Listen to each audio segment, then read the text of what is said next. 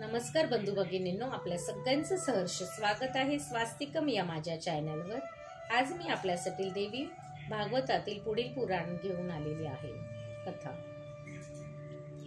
आपण मागील कथामध्ये ऐकलं की आपण बऱ्याच वेळेला असं होतं, प्रत्येक व्यक्ती नाही पण काही लोक जेव्हा त्यांना काहीही दुःख येतं तेव्हा ते देवीच्या शरणी जातात आणि देवीला स्मरण करतात की ती त्यांना दुःखातून बाहेर काढेल। पण जेव्हा केव्हा ते आनंदामध्ये असतात तेव्हा त्यांना तिचं स्मरण होत नाही, त्याचा विसर पडतो।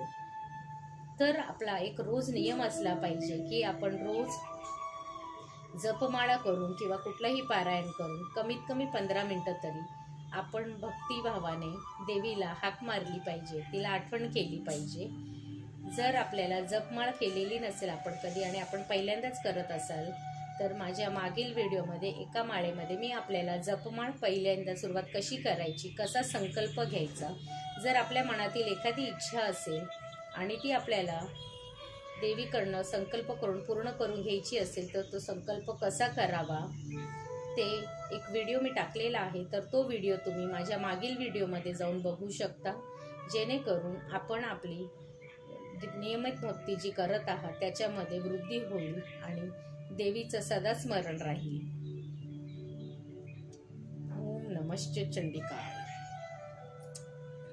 चला तर मग सुरुवात करूया आज आपल्या व्हिडिओला।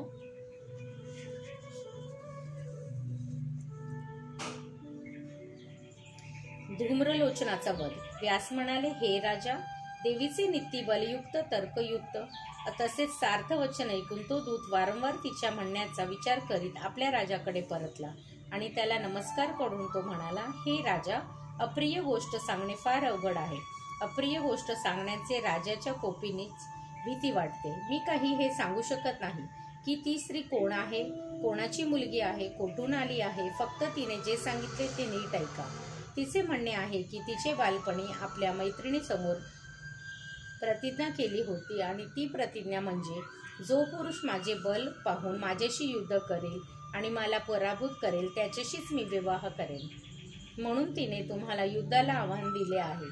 ती आपल्या प्रतिज्ञेला चिकटून बसली आहे, त्यामुळे आपण काय तो निर्णय घ्यावा। त्यांचे हे बोलणे ऐकून आपल्या पुढंच बसलेले धूम्रलोचनाला राजा शुंभ रागाने म्हणाला, धूम्रलोचना, तू सैन्य घेऊन जा व आपल्या बळावर इतका गर्व करणारी ती स्त्री कोण आहे तिला घेऊन ये। मग त्याच्यासाठी देव आणि दानव कोणीही आड आले तरी त्यांची पर्वा करू नकोस। त्यांना मार्गातून हटविण्यासाठी मारावे लागले तरी मारून टाक, पण तिला मात्र धक्का लागून देऊ नकोस। तिची ती कोण काली आणि तिलाही मारून टाका। राजाची आज्ञा होताच धूम्रलोचन तत्काळ तेथून निघाला। तो त्या उपवनात येताच त्याने देवी अंबिकेशी मधुर भाषण करून तिचे मन वळविण्याचा प्रयत्न केला, पण त्याला पुरते बोलू न देता कालिका म्हणाली, तू आपल्या बरोबर सैन्य आणले आहेस, तू युद्ध करण्याच्या इराद्याने येथे आला आहेस, तर मग हा वेळ व्यर्थ कशासाठी घालवत आहेस। ही देवी जर क्रुद्ध झाली तर तुलाच काय, तुझ्या राजाला आणि त्याच्या भावाला सुद्धा मारून टाकून ती आपल्या ठिकाणाकडे निघून जाईल। हे तिचे बोलणे ऐकून धूम्रलोचन रागाने युद्धासाठी तयार झाला। आपल्या धनुष्याला बाण लावून सरळ तो कालिकेचा वर सोडायला लागला। युद्धात तोंड पडले। कालिका आणि धूम्रलोचन यांच्यामध्ये त्यावेळी बाण, खडक, गदा, शक्ती, मुसळ अशा शस्त्रांनी घनघोर युद्ध झाले। कालिकेने आपल्या बाणांनी त्याचे रथाचा चक्का चूर करून टाकला आणि रथाचा नाश झाल्यामुळे चिडलेला धूम्रलोचन लोह परदी घेऊन कालिकेवर चालून आला। तेव्हा अंबिकेने त्या दैत्याचे भस्म करून टाकले। दैत्य सैनिकांनी जेव्हा धूम्रलोचनास भस्म झालेले पाहिले तेव्हा ते तेथून पळून गेले। मग देवीने एक भयानक शंखनाद केला। तो नाद पार शुंभ राजाच्या भवनात जाऊन पोहोचला। तेव्हा त्याने आपल्या येणाऱ्या घाबरून गेलेल्या आणि रक्तात माखलेल्या दैत्य सैनिकांना विचारले, अरे, तुम्ही त्या सुंदरीला घेऊन आलात नाही का? धूम्रलोचन कोठे आहे? हा भीतीदायक महाभयंकर शंखनाद कोणी केला? सैनिक उत्तरले, कालिकेने सर्व सैन्याचा संहार केला।